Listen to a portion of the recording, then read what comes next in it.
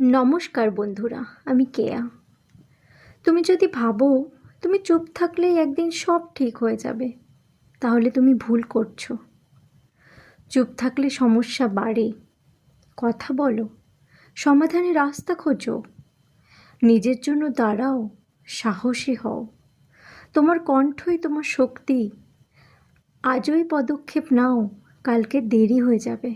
মনে রেখো, পরিবর্তন আসে তাদের জীবনে যারা চুপ না থেকে কিছু করতে জানে।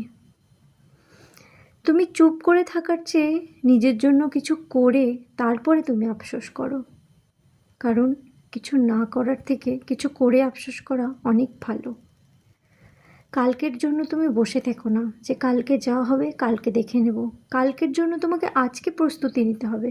শক্তিশালী হও, নিজের জন্য শক্ত পদক্ষেপ নাও। নমস্কার বন্ধুরা।